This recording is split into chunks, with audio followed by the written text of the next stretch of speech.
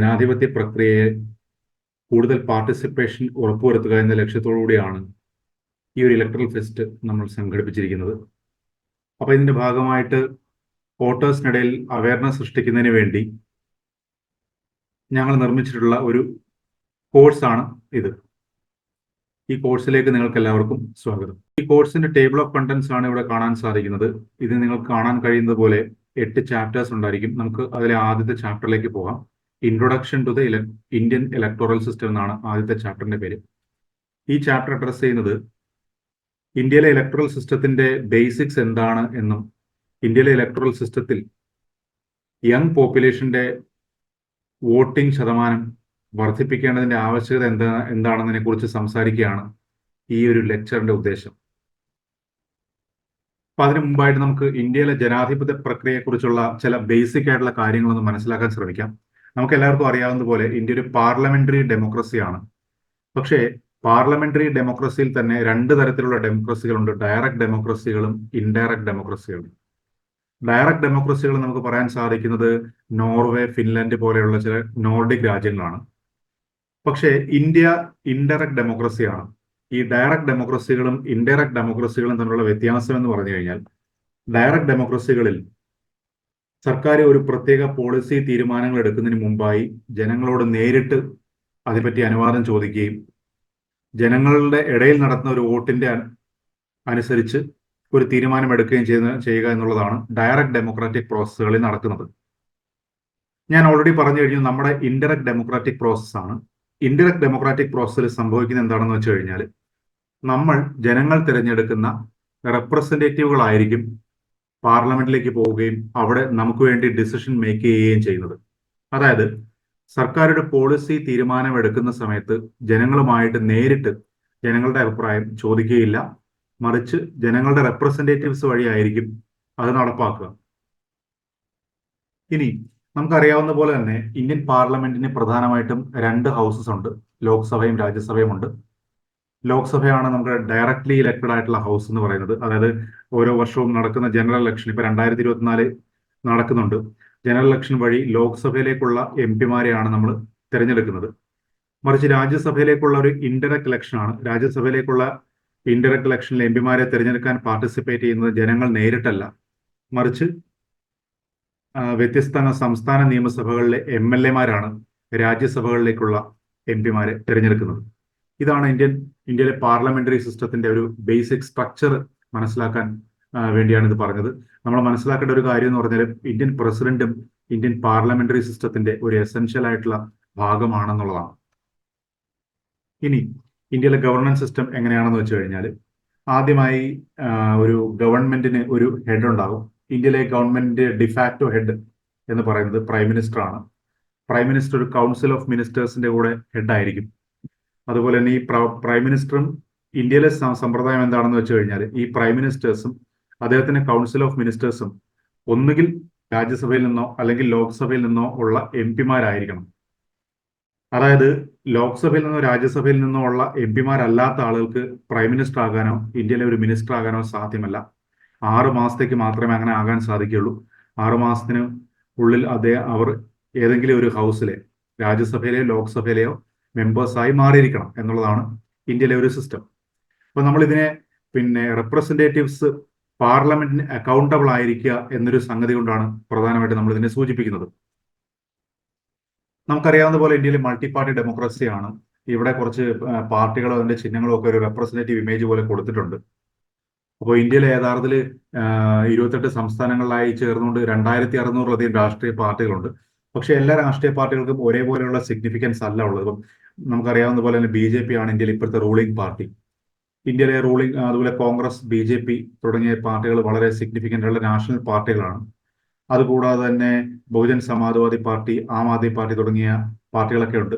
അപ്പോൾ ഇന്ത്യയിൽ പ്രധാനമായിട്ടും ഇപ്പോൾ 6 ദേശീയ പാർട്ടികളും ഏതാണ്ട് 54 സംസ്ഥാന പാർട്ടികളുമാണുള്ളത്.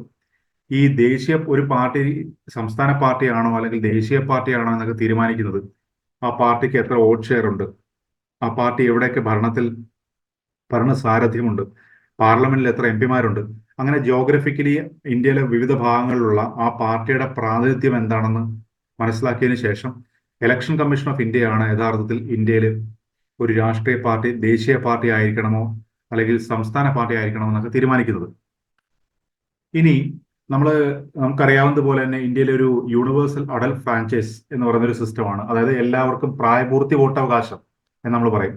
ഈ പ്രായപൂർത്തി വോട്ടവകാശം എന്ന് പറയുമ്പോൾ ആദ്യം 21 വയസ്സായിരുന്നു ഇന്ത്യയിലെ പ്രായപൂർത്തി വോട്ടവകാശത്തിന്റെ ഒരു ആ, പിന്നെ കാലഗണന എന്ന് പറഞ്ഞു കഴിഞ്ഞാൽ. അതിനുശേഷം 61ാമത്തെ ഭരണഘടനാ ഭേദഗതി അനുസരിച്ച് അതിനെ 18 വയസ്സായിട്ട് മാറ്റിയിരിക്കുകയാണ്. അതായത് ഇന്ത്യയിൽ 18 വയസ്സ് പൂർത്തിയായ ഇലക്ട്രൽ റോൾ രജിസ്റ്ററിൽ എൻട്രി ചെയ്തിട്ടുള്ള ആർക്കും ഇന്ത്യയിൽ വോട്ടവകാശം ഉണ്ടായിരിക്കുന്നതായിരിക്കും.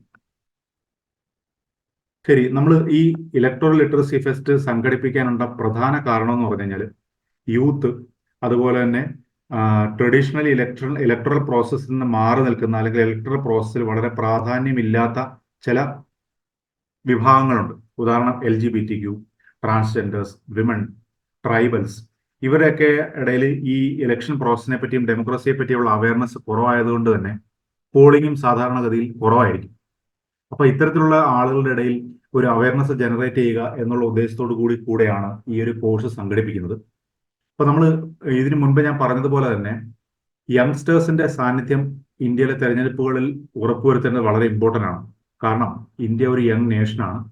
ഇന്ത്യയിലെ ഒരു ആവറേജ് സിറ്റിസൺസിന്റെ ഒരു ഏജ് എന്ന് പറഞ്ഞാൽ ഏതാണ്ട് 27 വയസ്സ് മാത്രമാണ്. അതേസമയം ഇന്ത്യയിൽ 18 വയസ്സുള്ളവർക്ക് വരെ വോട്ട് ചെയ്യുകയും ചെയ്യാം. അപ്പൊ നമുക്കറിയാം, ഞാൻ ഇന്ത്യ ഒരു യങ് രാജ്യമാണെന്ന് പറയുന്നതിന്റെ കാരണം എന്ന് പറഞ്ഞു കഴിഞ്ഞാൽ നമ്മുടെ പോപ്പുലേഷന്റെ ഒരു ഡെമോഗ്രാഫി അനുസരിച്ചിട്ടാണെങ്കിൽ ഏതാണ്ട് 2040, 2050 കാലഘട്ടത്തിലൊക്കെ ഇന്ത്യയിൽ 60% വർക്കിംഗ് ഏജ് യങ് പോപ്പുലേഷൻ ആയിരിക്കും ഉണ്ടായിരിക്കുക. അപ്പൊ സ്വാഭാവികമായിട്ടും ഇന്ത്യയിലെ ഒരു ഡെമോക്രാറ്റിക് പ്രോസസ്സ് അല്ലെങ്കിൽ ഒരു പോളിസി മേക്കിങ്ങിനെ സ്ട്രെങ്തൻ ചെയ്യണമെങ്കിൽ യങ്സ്റ്റേഴ്സിന്റെ അല്ലെങ്കിൽ യൂത്തിന്റെ വോയിസ് അവിടെ മാർക്ക് ചെയ്യപ്പെടണം. അതുകൊണ്ടാണ് യങ്സ്റ്റേഴ്സിന് ഒരു പർട്ടിക്കുലർ എംഫസിസ് ഈ ഒരു കോണ്ടെക്സ്റ്റ് നമ്മൾ കൊടുക്കുന്നത്. അപ്പൊ എന്തുകൊണ്ട് വോട്ട് ചെയ്യണം എന്നുള്ളതിനെ കുറിച്ചാണ് സംസാരിക്കുന്നത്. ഉദാഹരണം പറയുകയാണെന്നുണ്ടെങ്കിൽ പലപ്പോഴും ഇന്ത്യയിൽ വോട്ടിംഗ് ഒരു മാൻഡേറ്ററി ആയിട്ടുള്ള എക്സസൈസ് ആയിട്ട് മാറ്റണം എന്നുള്ളതിനെ പറ്റി ചർച്ചകൾ നടന്നിട്ടുണ്ട്. ഇപ്പൊ നമുക്കറിയാം, നമുക്ക് താല്പര്യം ഉണ്ടെങ്കിൽ വോട്ട് ചെയ്താൽ മതി. വോട്ട് ചെയ്തതിന് ദിവസത്തിന് പോളിംഗ് ഡേയുടെ നമ്മൾ വോട്ട് ചെയ്യാൻ പോയില്ലെങ്കിൽ ആരും നമ്മളോടൊന്നും പറയാൻ പോകുന്നില്ല.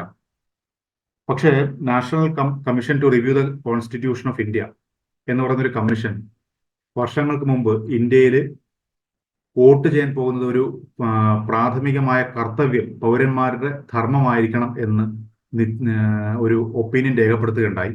അത് നമ്മൾ ഇംപ്ലിമെന്റ് ചെയ്തിട്ടില്ല എങ്കിലും നമുക്കത് മനസ്സിൽ വെച്ചിരിക്കണം. കാരണം എന്ന് പറഞ്ഞു കഴിഞ്ഞാൽ വോട്ട് ചെയ്യേണ്ടതിന്റെ സിഗ്നിഫിക്കൻസ് എത്രയാണെന്ന് ആ കമ്മീഷൻ യഥാർത്ഥത്തിൽ പറയുകയാണ് ചെയ്തത്. അപ്പോ സിഗ്നിഫിക്കൻസ് ഓഫ് വോട്ടിങ്ങിലേക്ക് പോവാം.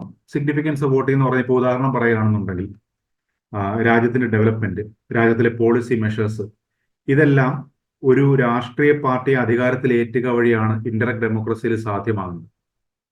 അപ്പൊ ഇൻഡയറക്ട് ഡെമോക്രസിയിൽ നമുക്ക് ഇപ്പോൾ ഒരു ഇന്ത്യയുടെ ഫോറിൻ റിലേഷൻസ് അല്ലെങ്കിൽ ഇന്ത്യയുടെ ഏതെങ്കിലും പോളിസികൾ എങ്ങനെ വേണം എന്നതിനെ പറ്റി യങ്സ്റ്റേഴ്സിന്റെ ഇടയിൽ അല്ലെങ്കിൽ യൂത്തിനിടയിൽ ഒരു ധാരണകളൊക്കെ കാണും. അപ്പൊ വോട്ട് ചെയ്യുന്നതിലൂടെ മാത്രമേ നിങ്ങളുടെ ധാരണകൾക്കനുസൃതമായി പോളിസികൾ ഉണ്ടാക്കുന്ന അല്ലെങ്കിൽ നിയമങ്ങൾ ഉണ്ടാക്കുന്ന ഒരു സർക്കാരിനെ നിങ്ങൾക്ക് അധികാരത്തിലേറ്റാൻ കഴിയുകയുള്ളൂ. അതാണ് പ്രാഥമികമായിട്ടുള്ള ഒരു കാര്യം. രണ്ടാമത്തെ കാര്യം, നമ്മൾ വോട്ട് ചെയ്യുമ്പോൾ യഥാർത്ഥത്തിൽ സംഭവിക്കുന്നതെന്ന് പറഞ്ഞു കഴിഞ്ഞാൽ നമ്മുടെ ടാക്സ് മണി എങ്ങനെയാണ് വിനിയോഗിക്കേണ്ടതെന്ന് നമ്മൾ ഇൻഡയറക്ട്ലി സർക്കാരിനോട് പറയുകയാണ്. നമ്മുടെ ടാക്സ് മണി റെസ്പോൺസിബിൾ ആയിട്ട് സ്പെൻഡ് ചെയ്യുന്ന ഒരു സർക്കാരിനെ ആയിരിക്കുമല്ലോ സ്വാഭാവികമായിട്ടും നമ്മൾ ഇലക്ട് ചെയ്യാൻ തയ്യാറാകുക. അതുപോലെ തന്നെ നമുക്കിടയിൽ തന്നെ വോട്ട് ചെയ്യാൻ കഴിയാത്ത അല്ലെങ്കിൽ വോട്ടിംഗ് ഏജ് എത്താത്ത നിരവധിയായിട്ടുള്ള ആളുകളുണ്ട്. ഇപ്പൊ യങ്സ്റ്റേഴ്സ് ഉണ്ട്, ചിൽഡ്രൻ ഉണ്ട്, ബെഡ് റിഡൻ ആയിട്ടുള്ള വോട്ട് ചെയ്യാൻ പോകാൻ സാധിക്കാത്ത ഓൾഡ് ഏജ് പീപ്പിൾ ഉണ്ട്. അപ്പൊ അവർക്കൊന്നും വോട്ട് ചെയ്യാൻ കഴിയില്ല, അവരുടെ ഒന്നും വോയിസ് അവിടെ കേൾക്കപ്പെടുന്നില്ല.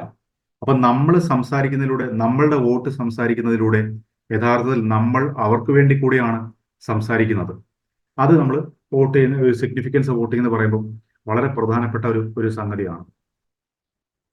അതിനുശേഷം നമ്മൾ മനസ്സിലാക്കേണ്ട ഒരു കാര്യം എന്ന് പറഞ്ഞു കഴിഞ്ഞാൽ ഇപ്പോ ഇന്ത്യയിലെ ഒരു ഒറ്റ ഇലക്ട്രൽ റോളാണ് ഉണ്ടായിരിക്കുക. ഇന്ത്യയിലെ ബ്രിട്ടീഷ് സമയത്ത് യഥാർത്ഥത്തിൽ ഇന്ത്യയിലെ സിഖ് മതക്കാര്, മുസ്ലിങ്ങൾ, ജനറൽ പോപ്പുലേഷൻ അങ്ങനെ വ്യത്യസ്തങ്ങളായ രീതിയിലാണ് നമ്മൾ വോട്ട് ചെയ്തിരുന്നതെങ്കിൽ ഇന്ന് പ്രായഭേദമന്യേ, വംശഭേദമന്യേ, വർഗഭേദമന്യേ, ജാതിഭേദമന്യേ, മതഭേദമന്യേ എല്ലാവർക്കും വേണ്ടി ഒരൊറ്റ ഇലക്ട്രൽ റോളാണുള്ളത്. ഓരോരുത്തരുടെയും വോട്ടിന് ഒരേ വാല്യൂ ആണുള്ളത്.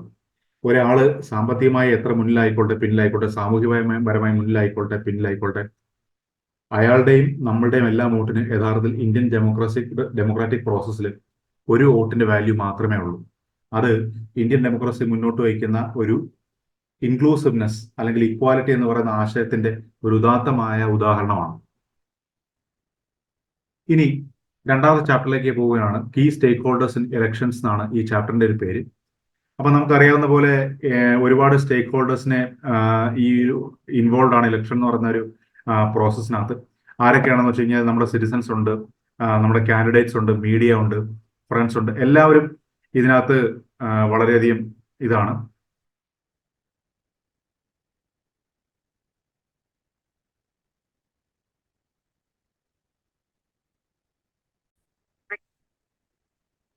ഇവിടെ നമ്മൾ സംസാരിക്കുന്നത് എങ്ങനെയാണ് വോട്ടേഴ്സിനെ മോട്ടിവേറ്റ് ചെയ്യേണ്ടത് എന്നുള്ളതിനെ കുറിച്ചാണ്. ഇപ്പൊ വോട്ടേഴ്സിനിടയിൽ തന്നെ പല തരത്തിലുള്ള ആളുകൾ ഉണ്ടാവും. ഒപ്പീനിയൻ മേക്കേഴ്സ് ഉണ്ടാവും, നമ്മുടെ കൊളീഗ്സ് ഉണ്ടാവും, അങ്ങനെ പല ആളുകൾ ഉണ്ടാവും. അപ്പൊ ശരിക്കും പറഞ്ഞു കഴിഞ്ഞാൽ നമ്മൾ ഈ ഇത്തരത്തിലുള്ള ആളുകളുടെ ഇടയിലേക്ക് വോട്ടിങ്ങിനെ പറ്റി സംസാരിക്കുകയും ഇതിനെപ്പറ്റിയുള്ള കാര്യങ്ങൾ അവരോട് പറയുകയും ചെയ്യുന്നതിലൂടെ നമുക്ക് ആളുകൾക്ക് ഇതിനെപ്പറ്റിയുള്ള നോളജ് നമുക്ക് വർദ്ധിപ്പിക്കാൻ സാധിക്കും. അതുപോലെ തന്നെ വേറെ ഒരുപാട് മെത്തഡോളജീസ് നമുക്ക് അഡോപ്റ്റ് ചെയ്യാം. അതായത് പിന്നെ ടെലിഗ്രാം, വാട്സപ്പ് തുടങ്ങിയ കോളുകൾ, ഇങ്ങനെയുള്ള കാര്യങ്ങളൊക്കെ നമുക്ക് യൂസ് ചെയ്തുകൊണ്ട് ഇലക്ഷൻ അവയർനെസ് ശരിക്കും പറഞ്ഞു കഴിഞ്ഞാൽ ഈ വേരിയസ് ഇലക്ഷൻ സ്റ്റേക്ക് ഹോൾഡേഴ്സിനിടയിൽ നമുക്ക് വർദ്ധിപ്പിക്കാൻ സാധിക്കും.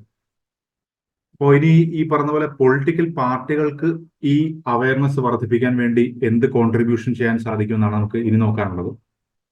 നമുക്കറിയാം ഓരോ രാഷ്ട്രീയ പാർട്ടിയും ഒരു തെരഞ്ഞെടുപ്പിനെ ഫേസ് ചെയ്യുന്നതെന്ന് പറഞ്ഞു കഴിഞ്ഞാൽ ഒരു മാനിഫെസ്റ്റോ, പോൾ മാനിഫെസ്റ്റോ, ഒരു ഇലക്ഷൻ മാനിഫെസ്റ്റോ പ്രിപ്പയർ ചെയ്തുകൊണ്ടായിരിക്കും. ആ ഇലക്ഷൻ മാനിഫെസ്റ്റോയിലായിരിക്കും അവരെ ഇംപ്ലിമെന്റ് ചെയ്യാൻ, അധികാരത്തിൽ എത്തിക്കഴിഞ്ഞാൽ ഇംപ്ലിമെന്റ് ചെയ്യാൻ പോകുന്ന വളരെ പ്രധാനപ്പെട്ട കാര്യങ്ങളൊക്കെ ഉൾക്കൊള്ളിച്ചിട്ടുണ്ടാവുക. അപ്പോൾ ഓരോ സെക്ഷൻ ഓഫ് ആളുകളുടെയും കൺസേൺസ് അല്ലെങ്കിൽ അവർക്ക് വേണ്ടുന്ന കാര്യങ്ങൾ ഈ പോൾ മാനിഫെസ്റ്റോയിൽ ഇൻക്ലൂഡ് ചെയ്യുക എന്നുള്ളത് ചെയ്തു കഴിഞ്ഞാൽ രാഷ്ട്രീയ പാർട്ടികൾക്ക് ഈ വോട്ടർ അവയർനെസ് വർദ്ധിപ്പിക്കാനും വോട്ടർ ടേൺ ഔട്ട് വർദ്ധിപ്പിക്കാനും വളരെയധികം സാധിക്കുന്ന ഒന്നാണ്. അതുപോലെ നമുക്ക് പക്ഷേ ഈ കാര്യം ചെയ്യുന്ന സമയത്ത് ഒരുപാട് ചാലഞ്ചസ് ഉണ്ടാവും. അതായത് ഇത് ഒരു എളുപ്പത്തിലുള്ള ചെയ്യാൻ കഴിയുന്ന ഒരു കാര്യങ്ങളല്ല. കാരണം ഇന്ത്യയിലെ പോപ്പുലേഷൻ അനുസരിച്ച് millions and millions of voters ഉണ്ട്. അതിനനുസരിച്ചുള്ള ഒരു ഇലക്ഷൻ മെഷീനറി ഉണ്ടായിരിക്കും. അതുപോലെ തന്നെ ഇത്രയും ആളുകളുമായിട്ട് നമ്മൾ കമ്മ്യൂണിക്കേഷൻ ചെയ്യണം. ഇത്രയും ഹ്യൂജ് നമ്പർ ഓഫ് ആളുകളെ, ഹ്യൂമൻ റിസോഴ്സിനെ മൊബിലൈസ് ചെയ്യണം. ഇതൊക്കെ ഇന്ത്യയിലെ ഇലക്ഷനെ സംബന്ധിച്ചിടത്തോളം നമ്മൾ ടാക്കിൾ ചെയ്തുകൊണ്ടിരിക്കുന്ന ചില ചാലഞ്ചസുകളാണ്. അപ്പോ ഈ പറയുന്ന പോലെ പോസിറ്റീവ് റീഇൻഫോഴ്സ്മെന്റ് നമ്മൾ നൽകി കഴിഞ്ഞാൽ ഉണ്ടാകുന്ന മെച്ചം എന്താണെന്നും അത് നൽകിയില്ലെങ്കിൽ ഉണ്ടാകുന്ന പ്രശ്നം എന്താണെന്നും നമ്മൾ ആക്ച്വലി മനസ്സിലാക്കണം. ഇത്തരത്തിൽ പോസിറ്റീവ് റീഇൻഫോഴ്സ്മെന്റുകൾ നമ്മൾ ആൾക്ക് കൊടുക്കുകയും വോട്ടേഴ്സിന് കൊടുക്കുകയും അവരെ വോട്ടിങ്ങിലേക്ക് പാർട്ടിസിപ്പേറ്റ് ചെയ്യാൻ കൊണ്ടുവരികയും ചെയ്തു കഴിയുമ്പോഴാണ് ആക്ച്വലി നാഷൻ ബിൽഡിംഗ് പ്രോസസ്സ് നടക്കുക. ഇത് നടന്നില്ല എങ്കിൽ, ഇങ്ങനെ കൊണ്ടുവരാൻ സാധിച്ചില്ല എങ്കിൽ നമ്മൾ നാഷൻ ബിൽഡിംഗ് പ്രോസസ്സിൽ അത്രയും ആളുകളുടെ കോൺട്രിബ്യൂഷൻ മിസ്സാവുന്നതാണ് അതിന്റെ അർത്ഥം. ഇനി നമുക്ക് ഈ ഇന്ത്യയിലെ electoral process and voting procedure എങ്ങനെയാണെന്ന് ഒന്ന് നോക്കാം. ഇതിനകത്ത് പ്രധാനമായിട്ടും നമ്മൾ മനസ്സിലാക്കേണ്ട കാര്യം, ഇന്ത്യയിലെ ഇലക്ടറൽ മാനേജ്മെന്റ് ബോഡി, ഇന്ത്യയിലെ സോൾ ഇലക്ടറൽ മാനേജ്മെന്റ് ബോഡി എന്ന് പറഞ്ഞു കഴിഞ്ഞാൽ ഇലക്ഷൻ കമ്മീഷനാണ്. ഇലക്ഷൻ കമ്മീഷണർ ഒരു ചീഫ് ഇലക്ഷൻ കമ്മീഷണറും 2 ഇലക്ഷൻ കമ്മീഷണേഴ്സും ഉള്ള ഒരു ബോഡിയാണ്. അതിന്റെ ഹെഡ്ക്വാർട്ടേഴ്സ് ഉള്ളത് ന്യൂഡൽഹിയിലാണ്. അപ്പോൾ ഇലക്ഷൻ കമ്മീഷന്റെ ശരിക്കും പറഞ്ഞ ഒരു ഇൻഡിപെൻഡന്റ് ബോഡി ആയിട്ടാണ് ആക്ച്വലി നമ്മൾ പെർസീവ് ചെയ്തിരിക്കുന്നത്, നമ്മുടെ ഭരണഘടന എൻവിസാജ് ചെയ്തിരിക്കുന്നത്. ഇന്ത്യയിലെ ഇലക്ഷൻ കമ്മീഷൻ കണ്ടക്ട് ചെയ്യുന്നത് actually representation of people's act 1951 എന്ന നിയമത്തെ ആസ്പദമാക്കിയിട്ടാണ്. ഇനി ഏതെങ്കിലും കാര്യം ഇലക്ഷനെ സംബന്ധിച്ചുള്ള ഏതെങ്കിലും കാര്യം ഈ റെപ്രസെന്റേഷൻ ഓഫ് പീപ്പിൾസ് ആക്ടിൽ പറഞ്ഞിട്ടില്ല എങ്കിലോ അതല്ലെങ്കിൽ ആംബിഗ്വസ് ആയിട്ടുള്ള എന്തെങ്കിലും കാര്യം ഇലക്ടറൽ നടത്തിപ്പിന്റെ സമയത്ത് ഉടലെടുക്കുകയോ മറ്റോ ചെയ്തിട്ടുണ്ട് എങ്കിൽ ആ കാര്യത്തിൽ തീരുമാനമെടുക്കാനുള്ള അധികാരവും ഇലക്ഷൻ കമ്മീഷനായിരിക്കും. അപ്പോൾ നമ്മൾ വീണ്ടും മനസ്സിലാക്കണമെന്ന് പറഞ്ഞാൽ സെൻട്രലുള്ള ഒരു 3 ഇലക്ഷൻ കമ്മീഷണേഴ്സിന്റെ ഒരു ബോഡി മാത്രമല്ല ഇലക്ഷൻ കമ്മീഷൻ എന്ന് പറഞ്ഞു കഴിഞ്ഞാൽ. ഈ സെൻട്രലിലെ ഇലക്ഷൻ കമ്മീഷന്റെ നോഡൽ ബോഡിയായിട്ട് ആക്ട് ചെയ്യുന്ന സംസ്ഥാനത്തെ ലെവലിൽ ഒരു ചീഫ് ഇലക്ടറൽ ഓഫീസർ ഉണ്ടായിരിക്കും. അതുപോലെ തന്നെ ഓരോ സബ് ഡിവിഷണൽ ലെവലിലും ഡിസ്ട്രിക്ട് ലെവലിലും ഒന്നുകിൽ ഡിസ്ട്രിക്ട് മജിസ്ട്രേറ്റ് അല്ലെങ്കിൽ സബ് ഡിവിഷണൽ മജിസ്ട്രേറ്റ് ആയിരിക്കും ഈ ഫങ്ഷൻസ് ക്യാരി ഔട്ട് ചെയ്യുക. അപ്പൊ നമ്മൾ ഇവിടെ മനസ്സിലാക്കേണ്ട കാര്യം എന്ന് പറഞ്ഞാൽ ഇവരൊക്കെ ഇന്ത്യയിലെ ബ്യൂറോക്രസിയുടെ മെമ്പേഴ്സ് ആണ്. ഇപ്പം ഡിവിഷണൽ മജിസ്ട്രേറ്റ് ആണെന്ന് പറഞ്ഞാലും ഡിസ്ട്രിക്ട് മജിസ്ട്രേറ്റ് ആണെന്ന് പറഞ്ഞാലും ഒക്കെ.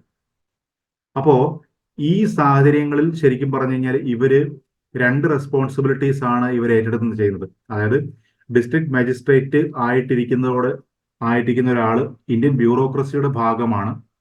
അതേസമയം തന്നെ അയാള് ഇലക്ഷൻ കമ്മീഷനുമായിട്ട് ബന്ധപ്പെട്ട ഇലക്ഷനുമായിട്ട് റിലേറ്റഡ് ആയിട്ടുള്ള അഡീഷണൽ റെസ്പോൺസിബിലിറ്റീസ് ഏറ്റെടുക്കുകയും ചെയ്യുന്നുണ്ട് എന്ന് നമ്മൾ മനസ്സിലാക്കാം. ഇനി കഴിഞ്ഞു കഴിഞ്ഞാൽ ഞാൻ ഓൾറെഡി പറഞ്ഞു കഴിഞ്ഞു, ഇലക്ഷൻ കമ്മീഷൻ എന്ന് പറഞ്ഞാൽ ഒരു ഇന്ത്യയിലെ ഒരു ഇൻഡിപെൻഡന്റ് ബോഡി ആയിരിക്കും. ഒരു സോൾ ഇലക്ഷൻ മാനേജ്മെന്റ് ബോഡിയാണെന്ന് ഞാൻ പറഞ്ഞു കഴിഞ്ഞു. അപ്പൊ ശരിക്കും പറഞ്ഞ ഒരു ഇൻഡിപെൻഡന്റ് ബോഡി എന്ന് പറയുമ്പോൾ അതിന്റെ ഓപ്പറേഷൻസിലും എല്ലാം ഇൻഡിപെൻഡൻസ് വേണം. എങ്ങനെയാണ് ഇന്ത്യയിലെ ഇൻഡിപെൻഡൻസ് ഈ ഇലക്ഷൻ കമ്മീഷൻ എൻഷുർ ചെയ്യുന്നതെന്ന് വെച്ച് കഴിഞ്ഞാൽ, ഒന്നാമത്തെ കാര്യം ഗവൺമെന്റ് ഡിസ്ക്രിപ്ഷൻ അനുസരിച്ചല്ല ഇലക്ഷൻ കമ്മീഷനെ ഫണ്ട് ചെയ്യുന്നത്. ഫൈനാൻസ് മിനിസ്ട്രിയും ഇലക്ഷൻ കമ്മീഷനോട് നടത്തുന്ന ഒരു ചർച്ചകളിലൂടെ ഇലക്ഷൻ കമ്മീഷന് എത്ര ഫണ്ടാണ് വേണ്ടുന്നത് എന്നതിനനുസരിച്ച് ഇലക്ഷൻ കമ്മീഷന് ഫണ്ട് അലോക്കേറ്റ് ചെയ്യുകയാണ് ചെയ്യുന്നത്. ഇപ്പോൾ പാർലമെന്റ് ഇലക്ഷൻ ആണെങ്കിൽ ആ എൻറ്റയർ എക്സ്പെൻസസ് പാർലമെന്റ് ആയിരിക്കും അല്ലെങ്കിൽ സെൻട്രൽ ഗവൺമെന്റ് ആയിരിക്കും ബിയർ ചെയ്യുന്നത്.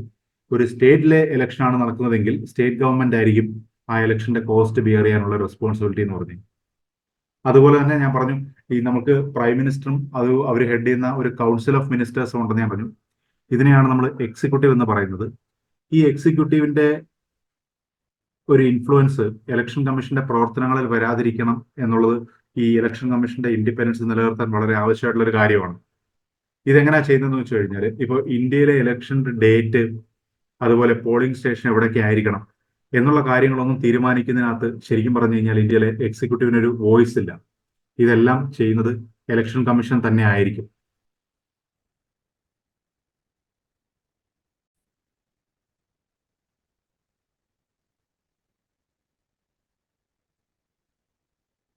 അതുപോലെ ഇനി നമുക്ക് പരിശോധിക്കേണ്ടത് എങ്ങനെയാണ് ഇന്ത്യയിൽ വോട്ട് ചെയ്യേണ്ട പ്രൊസീജിയർ എങ്ങനെയാണ് എന്നാണ്. ഞാൻ ഓൾറെഡി പറഞ്ഞു, 18 വയസ്സായ എല്ലാവർക്കും ഇന്ത്യയിലെ പ്രായപൂർത്തി വോട്ടവകാശം അനുസരിച്ച് ഇന്ത്യയിൽ വോട്ട് ചെയ്യാൻ അധികാരം ഉണ്ടായിരിക്കും എന്ന് പറഞ്ഞു. ഒരു ഇന്ത്യൻ സിറ്റിസണോ അല്ലെങ്കിൽ ഇന്ത്യയിലെ ഏതെങ്കിലും ഒരു പർട്ടിക്കുലർ കോൺസ്റ്റിറ്റ്യുവൻസിയിൽ റിസൈഡ് ചെയ്യുന്ന ഒരാൾക്കോ ആ കോൺസ്റ്റിറ്റ്യുവൻസിയിലെ ഒരു വോട്ടറായിട്ട് രജിസ്റ്റർ ചെയ്യാവുന്നതാണ്. നമ്മുടെ ഒരു പടം കൊടുത്തിട്ടുണ്ട്. ആ പടം യഥാർത്ഥത്തിൽ ഇലക്ഷൻ കമ്മീഷൻ തന്നെ പബ്ലിഷ് ചെയ്തിട്ടുള്ള ഒരു പിക്ചറാണ്. അതിനകത്ത് എങ്ങനെയാണ് ഇലക്ഷൻ രജിസ്റ്റർ ചെയ്യണമെന്നുള്ള ചില ലിങ്കുകളൊക്കെ നിങ്ങൾക്ക് കാണാൻ സാധിക്കും. അതിനെക്കുറിച്ച് ഞാൻ പറയാൻ പോവുകയാണ്. ബേസിക്കലി ഒരു ഓൺലൈനിലാണ് നിങ്ങൾ ഒരു വോട്ടറായിട്ട് രജിസ്റ്റർ ചെയ്യാൻ ആഗ്രഹിക്കുന്നതെങ്കിൽ നിങ്ങൾ ഒരു നാഷണൽ വോട്ടേഴ്സ് സർവീസ് പോർട്ടൽ എന്ന് പറയുന്ന വെബ്സൈറ്റിൽ നിന്ന് അല്ലെങ്കിൽ അവരുടെ മൊബൈൽ ആപ്ലിക്കേഷനിൽ നിന്നോ ഫോം 6 എന്ന് പറയുന്നൊരു ഫോം ഡൗൺലോഡ് ചെയ്യണം. ഈ ഫോം ഡൗൺലോഡ് ചെയ്ത ഫോം ഫില്ല് ചെയ്തതിനു ശേഷം ഒരു ഇലക്ട്രൽ രജിസ്ട്രേഷൻ ഓഫീസർക്ക് ഈ ഫോം സബ്മിറ്റ് ചെയ്യണം. അദ്ദേഹം ഒരു വെരിഫിക്കേഷൻ നടത്തും. ആ വെരിഫിക്കേഷന് ശേഷം വോട്ടേഴ്സ് ലിസ്റ്റിൽ ഒരാളുടെ പേര് ഇൻക്ലൂഡ് ചെയ്യുന്നതായിരിക്കും. അതല്ല ഓഫ്ലൈൻ ആയിട്ടാണ് ചെയ്യുന്നതെങ്കിൽ നിങ്ങൾ നിയറസ്റ്റ്ലി ഉള്ള ബൂത്ത് ലെവൽ ഓഫീസറിന്റെ അടുത്ത് പോവുക. ഈ ബൂത്ത് ലെവൽ ഓഫീസറുടെ അടുത്ത് നിന്ന് ഈ ഫോം 6 അത് വാങ്ങിക്കുക. ആ ഫോം ഫില്ല് ചെയ്യുക. ഫോം ഫില്ല് ചെയ്തതിനു ശേഷം Aadhaar card, date of birth, graduation certificate എല്ലാം പ്രൂവ് ചെയ്യുന്ന ഡോക്യുമെന്റ്സ് കൊടുത്തതിന് ശേഷം പാസ്പോർട്ട് സൈസ് ഫോട്ടോഗ്രാഫും കൊടുത്തതിന് ശേഷം അത് കംപ്ലീറ്റ് ചെയ്യാവുന്നതാണ്. ഈ ഡോക്യുമെന്റ് എല്ലാം കൊടുത്തതിന് ശേഷം ഒരു ഫാമിലിയിലെ വോട്ടർ ID കാർഡ് ഒരാളുടെ കൊടുക്കുകയാണെന്നുണ്ടെങ്കിൽ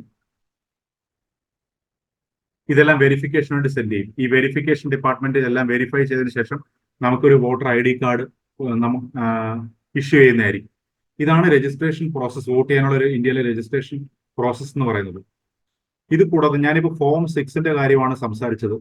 ഫോം 6A എന്ന് പറയുന്നൊരു ഫോം ഉണ്ട്. ഫോം 7 എന്ന് പറയുന്നൊരു ഫോം ഉണ്ട്. ഈ ഫോം 6A എന്ന് പറയുന്നത് ഒരു NRIക്ക് ഇന്ത്യയിൽ വോട്ട് ചെയ്യുന്നതിന് വേണ്ടി രജിസ്റ്റർ ചെയ്യുന്ന ഒരു ഫോമാണ് ഫോം 6A. അതുപോലെ നമ്മൾ ഓൾറെഡി രജിസ്റ്റർ ചെയ്തിട്ടുള്ള ഒരു വോട്ടർ ആണെങ്കിൽ നമ്മുടെ എന്തെങ്കിലും ഡീറ്റെയിൽസ് തിരുത്തണമെങ്കിൽ, ഉദാഹരണം പേരായിക്കോട്ടെ, അഡ്രസ് ആയിക്കോട്ടെ, വയസ്സായിക്കോട്ടെ, തിരുത്തണമെങ്കിൽ നമുക്ക് ഫോം 8 എന്ന് പറയുന്നൊരു ഫോം ഉണ്ടാവുകയും ചെയ്യും. അതുപോലെ ഇനി നമുക്ക് പ്രൊസീജിയർ വോട്ടിങ്ങിൽ കടക്കാം. അപ്പൊ നമ്മൾ വോട്ടറായിട്ട് രജിസ്റ്റർ ചെയ്തു, നമുക്കൊരു വോട്ടർ ID കാർഡ് ഇഷ്യൂ ചെയ്യുകയും ചെയ്തു കഴിഞ്ഞാൽ നമുക്ക് നേരെ പിന്നെ പോളിംഗ് ബൂത്തിൽ പോളിംഗ് ഡേയിൽ പോകുക എന്നുള്ളതാണ് പ്രൊസീജിയർ. ഈ ഓതറൈസ്ഡ് ആയിട്ടുള്ള ID കാർഡ് അത് ഇലക്ഷൻ ID കാർഡ് അല്ല, ഏത് ID കാർഡ് വേണമെങ്കിലും നമുക്ക് യൂസ് ചെയ്യാം. ഗവൺമെന്റ് ഓതറൈസ് ചെയ്തിട്ടുള്ള passport, Aadhaar card, pan card ഒക്കെ നമുക്ക് യൂസ് ചെയ്യാം. ഇതുമായിട്ട് നമുക്ക് പോവാം. പോയി കഴിഞ്ഞ ശേഷം ഇലക്ടേഴ്സ് പോളിംഗ് ബൂത്തിലുള്ള പോൾ ചെയ്യാൻ വേണ്ടി വന്നിട്ടുള്ള ആളുകൾ നിൽക്കുന്ന ക്യൂവിൽ നിൽക്കുക. ഇവിടെ ശ്രദ്ധിക്കേണ്ട ഒരു കാര്യം എന്ന് പറഞ്ഞു കഴിഞ്ഞാൽ സെപ്പറേറ്റ് ആയിട്ട് ഒരു ക്യൂ ഒന്നും, ജെൻഡർ വൈസ് ആയിട്ടുള്ള ക്യൂ ഒന്നുമില്ല. എല്ലാവർക്കും ഒരു ക്യൂ തന്നെയായിരിക്കും ഉണ്ടാവുക. ഈ ക്യൂവിൽ നിന്ന് നമ്മൾ പോളിംഗ് ബൂത്തിൽ കയറി കഴിഞ്ഞാൽ ഒരു 2-3 സ്റ്റെപ്സ് ഓഫ് പ്രോസസ് ഉണ്ടായിരിക്കും. 3 പോളിംഗ് ഓഫീസേഴ്സ് ആണ് സാധാരണ ഒരു പോളിംഗ് ബൂത്തിൽ ഉണ്ടാവുക. ഈ ഫസ്റ്റ് പോളിംഗ് ഓഫീസർ ചെയ്യുന്നതെന്ന് വെച്ച് കഴിഞ്ഞാൽ അയാൾ നമ്മുടെ ID കാർഡ് ചെക്ക് ചെയ്യും. ചെക്ക് ചെയ്തതിനു ശേഷം നമ്മളെ രണ്ടാമത്തെ പോളിംഗ് ഓഫീസർ അടുത്ത് എത്തും. രണ്ടാമത്തെ പോളിംഗ് ഓഫീസർ നമ്മുടെ കയ്യിൽ മായ്ക്കാൻ കഴിയാത്ത ഒരു ഇങ്ക് പുരട്ടും. അതിനുശേഷം നമുക്കൊരു വോട്ടർ സ്ലിപ്പ് തരികയും ചെയ്യും. മൂന്നാമത്തെ പോളിംഗ് ഓഫീസർ അടുത്തോട്ട് പോകുമ്പോൾ ഈ പോളിംഗ് ഓഫീസർ നമ്മുടെ വോട്ടർ സ്ലിപ്പ് പരിശോധിച്ചതിന് ശേഷം നമ്മളെ ആ വോട്ടിംഗ് മെഷീൻ അടുത്തേക്ക് ഡയറക്റ്റ് ചെയ്യും. നമ്മൾ വോട്ടിംഗ് മെഷീൻ എടുത്ത് ചെല്ലുന്നു. വോട്ടിംഗ് മെഷീൻ വോട്ട് ചെയ്യുന്നതിന് വേണ്ടി റെഡി ആയി കഴിഞ്ഞാൽ നമുക്ക് ഇഷ്ടമുള്ള കാൻഡിഡേറ്റിന് കറസ്പോണ്ടിങ് ആയിട്ടുള്ള ബട്ടൺ നമ്മൾ പ്രസ് ചെയ്യുന്നു. നമ്മൾ പ്രസ് ചെയ്യുമ്പോൾ ഒരു ലോങ് ബീപ്പ് സൗണ്ട് കേൾക്കുന്നതോടുകൂടി നമ്മളുടെ വോട്ട് രജിസ്റ്റർ ചെയ്യപ്പെട്ടു എന്നുള്ളതാണ് ഈ പ്രോസസ്സ്. ഇനി നമ്മൾ recent voter verified paper audit trail എന്ന് പറയുന്ന ഒരു സമ്പ്രദായം കൂടെ ഉൾപ്പെടുത്തിയിട്ടുണ്ട്. നമുക്കറിയാവുന്ന പോലെ ഈ വോട്ടർ EVM അല്ലെങ്കിൽ ഇലക്ട്രോണിക് വോട്ടിംഗ് മെഷീൻ എന്ന് പറയുന്നത് ഒരു ഇലക്ട്രോണിക് ഡിവൈസ് ആണ്. അത് ബാറ്ററിയുടെയോ പവറിന്റെയോ സഹായത്തോടെ പ്രവർത്തിക്കുന്നതാണ്. ഒരുപക്ഷെ ചില ഘട്ടത്തിലൊക്കെ ഇത് മാൽ ഫംഗ്ഷൻ ചെയ്യാറുണ്ട്, അല്ലെങ്കിൽ കേടാകാറൊക്കെ ഉണ്ട്. അപ്പൊ അങ്ങനെ വരുന്ന സമയത്ത് നമ്മൾ കൃത്യമായിട്ടാണോ നമ്മുടെ വോട്ട് രേഖപ്പെടുത്തിയത് എന്ന് പരിശോധിക്കേണ്ടതുണ്ട്. ഇങ്ങനെ പരിശോധിക്കുന്നതിനാണ് ഈ VVPAT എന്ന് പറയുന്ന സമ്പ്രദായം ഉപയോഗിക്കുന്നത്. അതെന്താണെന്ന് വെച്ച് കഴിഞ്ഞാൽ നമ്മൾ ഈ വോട്ട് ചെയ്തതിനു ശേഷം ഒരു 5 സെക്കൻഡ് നേരത്തേക്ക് ഒരു പേപ്പർ സ്ലിപ്പ് നമ്മുടെ മുമ്പിലേക്ക് പ്രിന്റ് ചെയ്ത് വരും. ഈ പേപ്പർ സ്ലിപ്പിൽ നമ്മൾ വോട്ട് ചെയ്ത കാൻഡിഡേറ്റിന്റെ സിമ്പലും അയാളുടെ ഒരു സീരിയൽ നമ്പറും ഉണ്ടായിരിക്കും. അത് കാണുമ്പോൾ നമുക്ക് മനസ്സിലാവും നമ്മൾ വോട്ട് ചെയ്ത ആളുടെ പേരിൽ തന്നെയാണ് വോട്ട് രേഖപ്പെടുത്തപ്പെട്ടിട്ടുള്ളത്. ഇത് നമുക്ക് കൊണ്ടുപോകാൻ കഴിയില്ല. 5 സെക്കൻഡിന് ശേഷം നമുക്ക് കാണാൻ സാധിക്കും. അതിനുശേഷം അത് ഡെപ്പോസിറ്റ് ചെയ്യാൻ വേണ്ടിയുള്ള ഒരു ബോക്സിലേക്ക് ഓട്ടോമാറ്റിക്കലി ഡെപ്പോസിറ്റ് ചെയ്യപ്പെടും. ഇതാണ് ഇതിനകത്ത് നടക്കുന്ന ഒരു പ്രോസസ്സ് എന്ന് പറഞ്ഞു കഴിഞ്ഞാൽ. ഇനി ഓരോ കോൺസ്റ്റിറ്റ്യുവൻസിയിലും വോട്ട് എണ്ണുന്ന സമയത്ത് നിശ്ചിത ശതമാനം VVPATകളുടെ എണ്ണി തിട്ടപ്പെടുത്താറുണ്ട്. അതിന് കാരണം എന്ന് പറഞ്ഞു കഴിഞ്ഞാൽ ഇലക്ട്രൽ വോട്ടിംഗ് മെഷീൻ രേഖപ്പെടുത്തിയ വോട്ടുകളും ഈ VVPAT രേഖപ്പെടുത്തിയിട്ടുള്ള വോട്ടുകളും ശരിയാണോ, രണ്ടും ഏതാണ്ട് ഒരുപോലെ ആണോ എന്ന് പരിശോധിച്ച് ഇതിന്റെ കൃത്യത ഉറപ്പുവരുത്തുന്നതിന് വേണ്ടിയാണ് ഈ ഒരു സമ്പ്രദായം നമ്മൾ ഉപയോഗിക്കുന്നത്. ഇനി നമുക്ക് election campaigning and media influence എന്ന് പറയുന്ന ഒരു പ്രോസസ്സ് ആ ഒരു ഘട്ടത്തിലേക്ക് കടക്കാം. അപ്പൊ നമ്മൾ ഓൾറെഡി പറഞ്ഞു കഴിഞ്ഞു, ഇലക്ഷൻ മാനേജ്മെന്റ് ബോഡികളുടെ കാര്യം പറഞ്ഞു കഴിഞ്ഞു. Indian election management body, sole electoral election management body എന്ന് പറഞ്ഞു കഴിഞ്ഞാൽ ഇലക്ഷൻ കമ്മീഷനാണ്. റീസെന്റ് ഇലക്ഷൻ കമ്മീഷൻ ഇന്ത്യയിലെ സോഷ്യൽ മീഡിയ പ്ലാറ്റ്ഫോമുകളോട് അവരുടെ അൽഗോരിതത്തിന്റെ പവർ ഉപയോഗപ്പെടുത്തിക്കൊണ്ട് വോട്ടേഴ്സിനെ കൂടുതലായിട്ട് ഈ ഇലക്ഷൻ പ്രോസസ്സിലേക്ക് അട്രാക്ട് ചെയ്യണം എന്നുള്ള കാര്യമൊക്കെ പറയുകയുണ്ടായി. അതുപോലെ തന്നെ ഈ സോഷ്യൽ മീഡിയ എന്ന് പറയുന്ന ഇലക്ഷനകത്ത് ഒരു വളരെ വലിയ ഒരു പങ്കുവഹിക്കുന്ന ഒരു ഘടകമാണ് നമുക്ക് പറയാം. ഇപ്പൊ സോഷ്യൽ മീഡിയയുടെ കാര്യം പറയുകയാണെന്നുണ്ടെങ്കിൽ അത് പോസിറ്റീവ് സൈഡും നെഗറ്റീവ് സൈഡും ഉണ്ട്. ഇപ്പൊ നമുക്കറിയാം, ക്യാമ്പയിനിങ് ഓഫ് ഗ്രൗണ്ട് നടന്നുകൊണ്ടിരിക്കുകയാണെങ്കിൽ തന്നെ ഓൺലൈനിൽ ഒരു ഓൺലൈൻ മീഡിയ, അതായത് സോഷ്യൽ മീഡിയ എന്ന് പറയുന്ന ഒരു ഓൾട്ടർനേറ്റ് ബാക്ക്ഗ്രൗണ്ട്, ഒരു ബാറ്റിൽ ഫീൽഡ് ആയിട്ട് മാറിയിട്ടുണ്ട്. അപ്പോ അതിന് ചില അഡ്വാൻറ്റേജസ് ഉണ്ട്, ഡിസഡ്വാൻറ്റേജസ് ഉണ്ട്. ഉദാഹരണത്തിന് ഇപ്പം ഒരു പോൾ മാനിഫെസ്റ്റോ, ഒരു രാഷ്ട്രീയ പാർട്ടി ഇറക്കുന്ന പോൾ മാനിഫെസ്റ്റോ അവർക്ക് അവരുടെ സോഷ്യൽ മീഡിയ ഹാൻഡിലുകളിൽ കാണിച്ച് അതിനെ പോപ്പുലറൈസ് ചെയ്യാം. പബ്ലിക് ഒപ്പീനിയൻ അതിനെ അനുകൂലിച്ചോ പ്രതികൂലിച്ചോ രേഖപ്പെടുത്താം. അത് മറ്റുള്ളവർക്ക് ഷെയർ ചെയ്ത് കൊടുക്കാം. അങ്ങനെയുള്ള ഒരുപാട് കാര്യങ്ങളുണ്ട്. അതേ സമയത്ത് ഈ സോഷ്യൽ മീഡിയ എന്ന് പറയുന്നത് വളരെ ഇറഗുലേറ്റഡ് ആയിട്ടുള്ള ഒരു സ്പേസ് ആയതുകൊണ്ട് തന്നെ ഈ സോഷ്യൽ മീഡിയ വഴിയുള്ള പോളറൈസേഷൻ, ഫേക്ക് ന്യൂസുകളുടെ പ്രചാരം, അങ്ങനെയുള്ള കാര്യങ്ങളൊക്കെ വോട്ടേഴ്സിന്റെ ഒരു ആറ്റിറ്റ്യൂഡിനെ അല്ലെങ്കിൽ ഒരു മൈൻഡ് സെറ്റിനെ നെഗറ്റീവായിട്ട് അല്ലെങ്കിൽ തെറ്റായ രീതിയിൽ ഇൻഫ്ലുവൻസ് ചെയ്യാറുണ്ട്. അത് നമ്മൾ ഇതിന്റെ ഒരു നെഗറ്റീവ് ആസ്പെക്റ്റ് ആയിട്ട് പറയാൻ ഉദ്ദേശിക്കുന്ന ഒരു കാര്യമാണ്. പലപ്പോഴും ഫേക്ക് ഐഡികൾ ഉണ്ടാകും, ഫോൾസ് ഇൻഫർമേഷൻസ്. ഇതെല്ലാം ഒരു നമുക്ക് റെഗുലേറ്റ് ചെയ്യാൻ ബുദ്ധിമുട്ടുള്ള ഒരു സോഷ്യൽ മീഡിയ എൻവയോൺമെന്റിൽ വലിയ പ്രശ്നങ്ങൾ ഇലക്ഷനെ സംബന്ധിച്ച് സൃഷ്ടിക്കുന്ന കാര്യങ്ങളാണ്. അപ്പൊ നമുക്ക് ഇതിനെ സംബന്ധിച്ചെല്ലാം ചില ഇലക്ടറൽ റെഗുലേഷൻസ് ഉണ്ട്. നമ്മുടെ ഇലക്ടറൽ റെഗുലേഷൻസ് കാലത്തിനനുസരിച്ച് മാറുന്നുണ്ടോ, സോഷ്യൽ മീഡിയയൊക്കെ റെഗുലേറ്റ് ചെയ്യാൻ സഹായകമാണോ എന്നുള്ള ഒരു ആസ്പെക്ട് ആണ്. പക്ഷെ നമുക്ക് ചില റെഗുലേഷൻസ് നിലവിലുണ്ട്. ഉദാഹരണം പറയുകയാണെങ്കിൽ നമുക്കിപ്പം വോട്ടേഴ്സിന്റെ വോട്ട് ചെയ്യുന്നതിന് പോകുന്നതിന് 48 മണിക്കൂറുകൾക്ക് മുമ്പ് നമ്മൾ പരസ്യ പ്രചരണം നിർത്തിവെക്കാറുണ്ട്. അതുപോലെ തന്നെ പ്രീ പോളുകൾ വോട്ട് വോട്ട് തെരഞ്ഞെടുപ്പിന് മുമ്പ് പ്രക്ഷേപണം ചെയ്യാമെങ്കിലും ഇപ്പം ഇന്ത്യയിൽ ഇപ്പം 7 ഫേസുകളായിട്ടാണ് തെരഞ്ഞെടുപ്പ് നടക്കുന്നതെന്ന് കരുതുക. ഒരു ഫേസിൽ തെരഞ്ഞെടുപ്പ് നടന്നതിന് ശേഷം മറ്റ് ഫേസിൽ തെരഞ്ഞെടുപ്പുകൾ നടക്കാനുണ്ട് ബാക്കിയുണ്ടെങ്കിൽ ഒരു എക്സിറ്റ് പോൾ ഈ തെരഞ്ഞെടുപ്പ് നടന്ന പ്രദേശത്തേക്ക് മാത്രമായിട്ട് പബ്ലിഷ് ചെയ്യാൻ കഴിയില്ല. ഇന്ത്യയിലെ എക്സിറ്റ് പോളുകൾ എല്ലാ ഘട്ടം വോട്ടെടുപ്പും കഴിഞ്ഞതിന് ശേഷം മാത്രമേ ഇന്ത്യയിൽ എക്സിറ്റ് പോളുകൾക്ക് കാണിക്കാനുള്ള അനുവാദമുള്ളൂ. ഇങ്ങനെയുള്ള പല റെഗുലേഷൻസും റെപ്രസെന്റേഷൻ ഓഫ് പീപ്പിൾസ് ആക്ടിലെ വ്യത്യസ്തങ്ങളായിട്ടുള്ള സെക്ഷൻസ് ഉപയോഗിച്ച് നമ്മൾ എൻഫോഴ്സ് ചെയ്യാറുണ്ട്. അപ്പോൾ ഈ സോഷ്യൽ മീഡിയയിൽ തന്നെ ഇപ്പൊ സോഷ്യൽ മീഡിയയിലെ ഈ ഒരു ഫ്രാഗ്മെന്റേഷനെ പറ്റിയും അതിനെ റെഗുലേറ്റ് ചെയ്യുന്നതിനൊരു ബുദ്ധിമുട്ടിനെ പറ്റിയാണ് നമ്മളിപ്പം സംസാരിച്ചുകൊണ്ടിരിക്കുന്നത്. പക്ഷേ ഇവിടെയുള്ള ഒരു പ്രധാന പ്രശ്നം എന്ന് വെച്ച് കഴിഞ്ഞാൽ ഈ സോഷ്യൽ മീഡിയയ്ക്ക് ഒരു ഇമോട്ടീവ് ക്യാരക്ടറാണ്, അല്ലെങ്കിൽ അൺറെഗുലേറ്റഡ് ആയിട്ടൊരു ക്യാരക്ടറാണുള്ളത്. വളരെ വേഗത്തിൽ നമുക്കൊരു ഫേക്ക് ഇമേജറി സൃഷ്ടിക്കാനും ന്യൂസ് സൃഷ്ടിക്കാനും ഒക്കെ കഴിയും എന്ന് ഞാൻ ഓൾറെഡി പറഞ്ഞു കഴിഞ്ഞു. പക്ഷേ അപ്പൊ നമ്മളിവിടെ മനസ്സിലാക്കേണ്ട ഒരു കാര്യം എന്ന് പറഞ്ഞു കഴിഞ്ഞാൽ ഇത് പല രീതിയിൽ മിസ്യൂസ് ചെയ്യപ്പെടുന്നുണ്ട്. അപ്പൊ ഇങ്ങനെ ഒരു അഡ്വാൻറ്റേജ് ഉണ്ടെന്നുണ്ടെങ്കിൽ സ്വാഭാവികമായിട്ടും ഈ ഒരു ഇമോട്ടീവ് ആസ്പെക്റ്റിൽ ക്യാഷൻ ചെയ്യാനായിരിക്കും രാഷ്ട്രീയ പാർട്ടികൾ കൂടുതലായിട്ടും ശ്രമിക്കുക. അതായത് അവർ ലെജിറ്റിമേറ്റ് ആയിട്ട് പറയാൻ ഉദ്ദേശിക്കുന്ന അവരുടെ പോൾ മാനിഫെസ്റ്റോയിലുള്ള കാര്യങ്ങൾ, അല്ലെങ്കിൽ അവരുടെ ഒരു ഒരു സ്ഥാനാർത്ഥിയായി മത്സരിക്കുന്ന ഒരു ഇൻഡിവിജ്വലിന്റെ ക്വാളിറ്റി, അയാളുടെ ക്വാളിഫിക്കേഷൻസ് എന്താണ്, അയാളൊരു ടെക്നോക്രാറ്റ് ആണോ, അയാളുടെ പോളിസി ഫോർമുലേഷൻ സ്കിൽസ് എന്താണ്, ഇതെല്ലാം നമ്മൾ ഇഗ്നോർ ചെയ്തിട്ട് നമ്മൾ അദ്ദേഹത്തിന്റെ കാരിസ്മ, അദ്ദേഹത്തിന്റെ പേഴ്സണാലിറ്റി, സോഷ്യൽ മീഡിയ ബിഹേവിയർ എന്നിവയുടെ പുറകിലൊക്കെ പോകുന്ന സമയത്ത് ശരിക്കും ഗുഡ് ഗവർണൻസ് എന്ന് പറയുന്ന ആസ്പെക്ട് അവിടെ കോംപ്രമൈസ് ചെയ്യുകയാണ് ഉണ്ടായിട്ടുള്ളത്. ഇവിടെ ഗുഡ് ഗവർണൻസിനെ സംബന്ധിച്ചിട്ടുള്ള ചില ക്യാരക്ടറിസ്റ്റിക്സ് ഇവിടെ കൊടുത്തിട്ടുള്ളത് വേൾഡ് ബാങ്ക് ഐഡന്റിഫൈ ആയിട്ടുള്ള ഒരു ഗുഡ് ഗവർണൻസിന്റെ പ്രിൻസിപ്പിൾസ് ആണ്.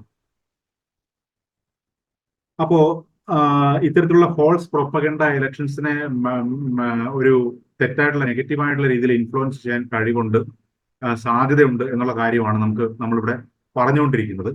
അപ്പൊ അതൊരു സോഷ്യൽ ഡിവൈഡ് അല്ലെങ്കിൽ ഒരു സോഷ്യൽ കൊഹേഷനെ അഫക്ട് ചെയ്യുന്ന രീതിയിൽ വളരാൻ സാധ്യതയുള്ള ഒരു കാര്യമാണ്. അപ്പോൾ ഇതിനകത്തും ഒരു ഇൻഇക്വാലിറ്റി ഇന്ത്യയിൽ നിലവിലുണ്ടെന്ന് പറഞ്ഞാൽ ഇപ്പം അർബൻ റൂറൽ ഡിവൈഡ് എന്ന് പറയുന്ന ഒരു സംഗതി ഇപ്പോൾ നമ്മൾ കേട്ടിട്ടുണ്ടാവും. ഉദാഹരണം പറയുവാണെങ്കിൽ അർബൻ ഏരിയയിൽ നമുക്ക് ഇന്റർനെറ്റ് കുറവാണ്, ആളുകൾ സ്മാർട്ട് ഫോൺ യൂസ് ചെയ്യുന്നത് കുറവാണ്. പക്ഷേ റൂറൽ ഏരിയയിൽ കുറവാണ്. അർബൻ ഏരിയയിലേക്ക് വരുന്ന സമയത്ത് ഇത് വളരെ കൂടുതലാണ്. അപ്പം റൂറൽ ഏരിയയെ സംബന്ധിച്ചിടത്തോളം ഈ സോഷ്യൽ മീഡിയ വഴിയുള്ള പ്രൊപ്പഗൻഡയോ അങ്ങനെയുള്ള കാര്യങ്ങളൊന്നും ഒരു പരിധി വരെ അവരിലേക്ക് എത്തുന്നില്ല. അവരുടെ വോട്ടിംഗ് പ്രോസസ് ഒരു എത്തിക്കലായിട്ടാണ് ഒരു പരിധി വരെ നടക്കുന്നതെന്ന് കരുതി കഴിഞ്ഞാൽ അർബൻ ഏരിയകളെ സംബന്ധിച്ചിടത്തോളം ഇത് വളരെ വലിയ ഒരു പ്രശ്നം തന്നെയാണ്. അപ്പൊ ഇതിനെതിരെയൊക്കെ നമ്മളൊരു പൊളിറ്റിക്കൽ അവയർനെസ് യങ്സ്റ്റേഴ്സിനിടയിൽ സൃഷ്ടിക്കുക എന്നുള്ളത് ഒരു ഫ്രീ ആൻഡ് ഫെയർ ഇലക്ഷൻസ് നടക്കാൻ വേണ്ടി വളരെ പ്രാധാന്യം അർഹിക്കുന്ന ഒരു കാര്യമാണ്. നമുക്ക് ഇന്ത്യയിൽ അപ്പം ഇങ്ങനെയുള്ള കാര്യങ്ങളെ അഡ്രസ് ചെയ്യാൻ, അതായത് ഇലക്ഷൻ റിലേറ്റഡ് ആയിട്ടുള്ള നെഗറ്റീവ് ആസ്പെക്റ്റുകളെ അഡ്രസ് ചെയ്യാൻ വേണ്ടി ഇന്ത്യയിലെ ഇലക്ഷൻ കമ്മീഷൻ കാലാകാലങ്ങളായി എന്ത് മെത്തഡോളജിയാണ് അഡോപ്റ്റ് ചെയ്തിട്ടുള്ളതെന്ന് നോക്കാം.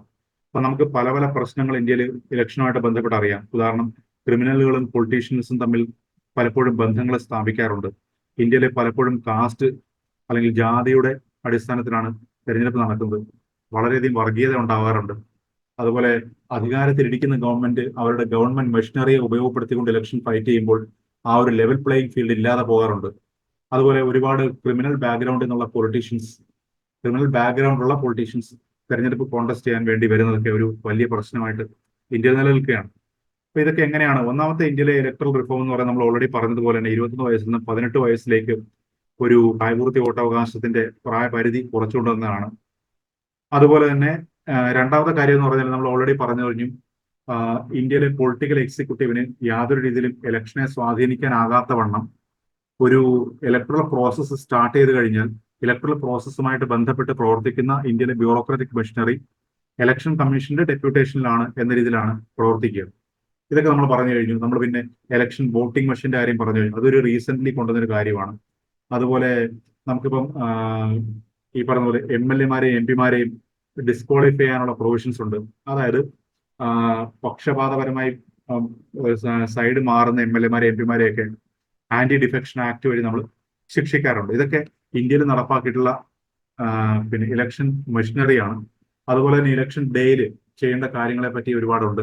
ഇന്ത്യയിലെ ഇലക്ഷൻ ഡേക്ക് മുമ്പ് ഒരു കാൻഡിഡേറ്റ് അല്ലെങ്കിൽ പൊളിറ്റിക്കൽ പാർട്ടി ഇലക്ടേഴ്സിന് ഫ്രീബീസ് അല്ലെങ്കിൽ ആൽക്കഹോള് അല്ലെങ്കിൽ റീചാർജ് കൂപ്പൺ അങ്ങനെ പൈസ അതൊന്നും കൊടുക്കാൻ ലീഗലി അതെല്ലാം ബാൻ ചെയ്തിരിക്കുകയാണ്. അതുപോലെ തന്നെ ഒരു പോളിംഗ് ബൂത്തിലേക്ക് നമ്മൾ പോകുന്ന സമയത്ത് നമ്മുടെ കയ്യിൽ ആംസ് ഒന്നും ഉണ്ടാവാൻ പാടില്ല. ആംസ് ബിയറിംഗ് ആയിട്ടുള്ള ആളുകളെ പോളിംഗ് ബൂത്തിന്റെ അടുത്ത് എത്തിക്കുകയില്ല.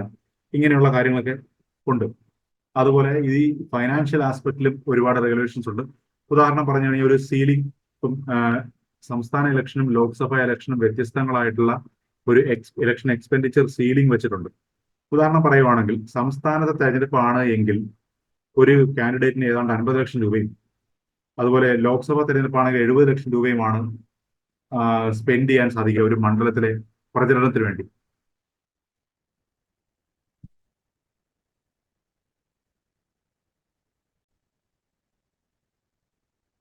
നേരത്തെ പറഞ്ഞതുപോലെ എക്സിറ്റ് പോൾ റിസൾട്ടുകൾ ഫൈനൽ ഫേസ് ഓഫ് ഇലക്ഷൻസ് കഴിഞ്ഞതിന് ശേഷം മാത്രമേ പബ്ലിഷ് ചെയ്യാവുള്ളൂ. അതുപോലെ തന്നെ 6 കാറ്റഗറി വോട്ടേഴ്സിന് പോസ്റ്റൽ ബാലറ്റുകൾ ഉപയോഗപ്പെടുത്താം. ആ വോട്ടേഴ്സ് ആരൊക്കെയാണെന്ന് ഇവിടെ കൊടുത്തിട്ടുണ്ട്. ഇതൊക്കെ ശരിക്കും പറഞ്ഞാൽ ഇന്ത്യയിലെ ഇലക്ഷൻ കമ്മീഷൻ കാലാകാലങ്ങളായി നടപ്പാക്കിയിട്ടുള്ള റിഫോംസിന്റെ ഭാഗമാണ്.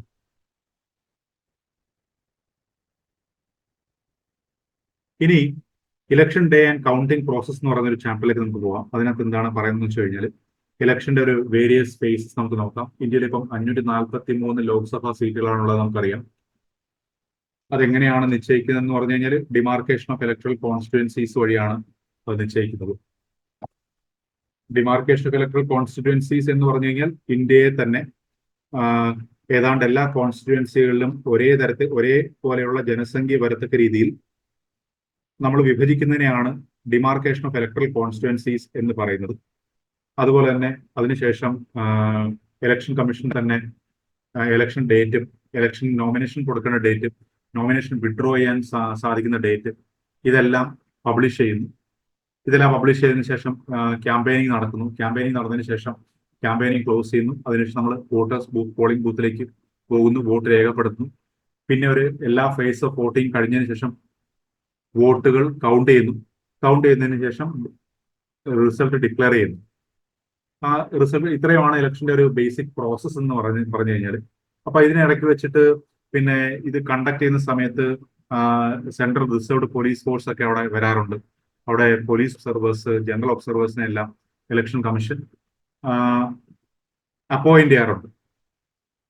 അപ്പൊ അതുപോലെ തന്നെ കൗണ്ടിങ് നടക്കുന്ന സമയത്തും സൂപ്പർവൈസേഴ്സിനെ അപ്പോയിന്റ് ചെയ്യും. കൗണ്ടിങ് ഓഫീസേഴ്സിനെ ഒക്കെ വളരെ റാൻഡമൈസ്ഡ് ആയിട്ടുള്ള വേയിലാണ് അപ്പോയിന്റ് ചെയ്യുന്നത്.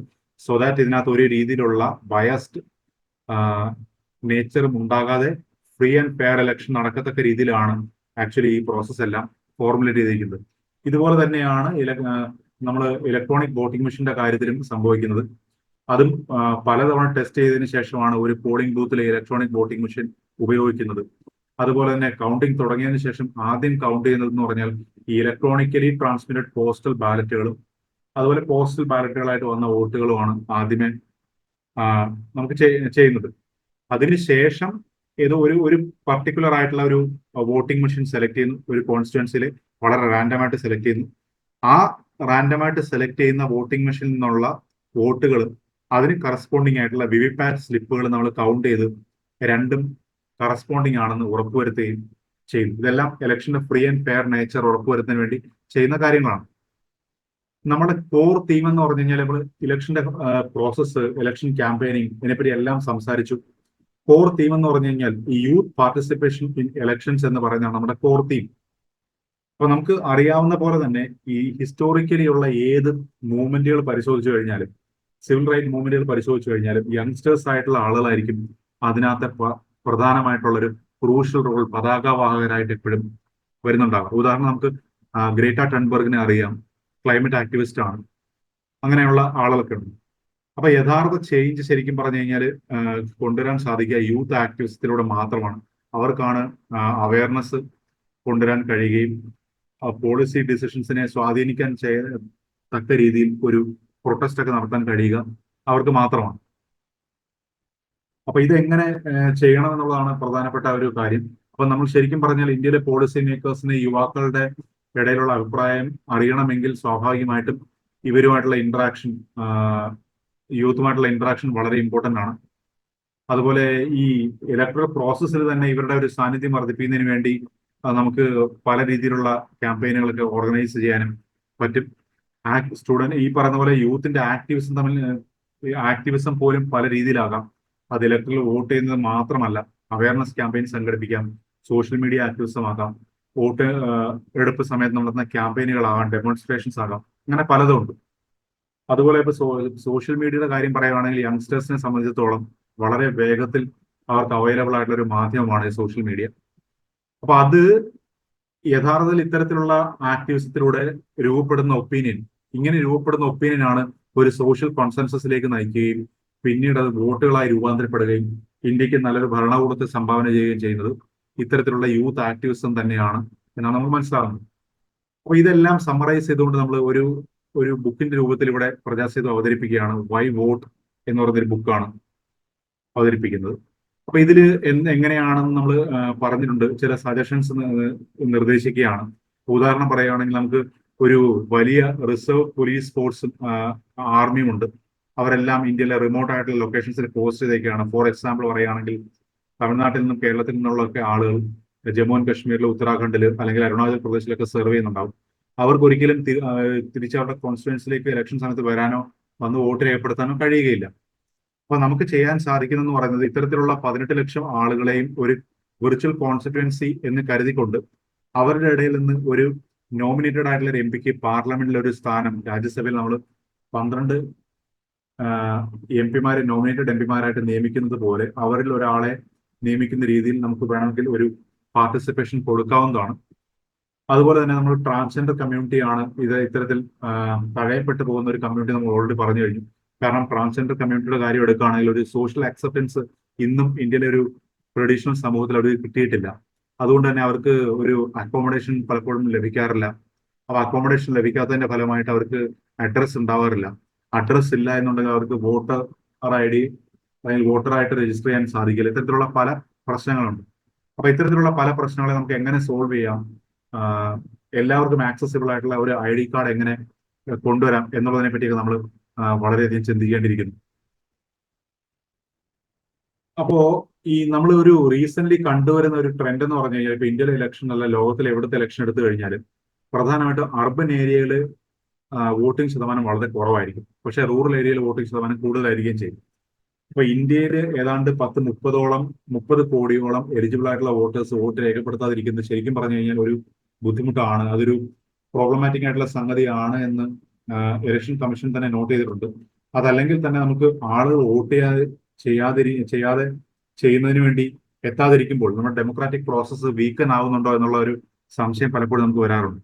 അതുപോലെ തന്നെ നമ്മുടെ ഒരു വലിയ മൈഗ്രേറ്റിംഗ് കൺട്രിയാണ് ഇന്ത്യ. ഇപ്പോൾ ഉത്തർപ്രദേശിൽ നിന്നും ബീഹാറിൽ നിന്നും ഒക്കെ ഉള്ള ഒരുപാട് വർക്കേഴ്സ് കേരളത്തിലും തമിഴ്നാട്ടിലൊക്കെ വർക്ക് ചെയ്യുന്നുണ്ടാവും.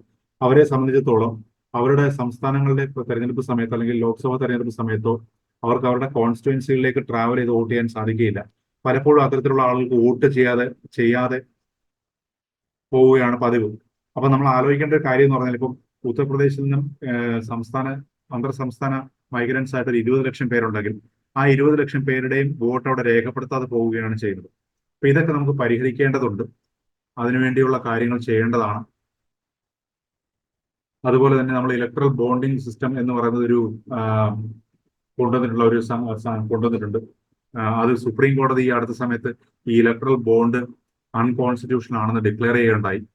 അതുപോലെ തന്നെ ഇലക്ഷനെ സംബന്ധിച്ച് നമ്മുടെ സ്പെൻഡിങ് വളരെ കൂടുതലാണ് ഇലക്ഷൻ സമയത്തുള്ളത്.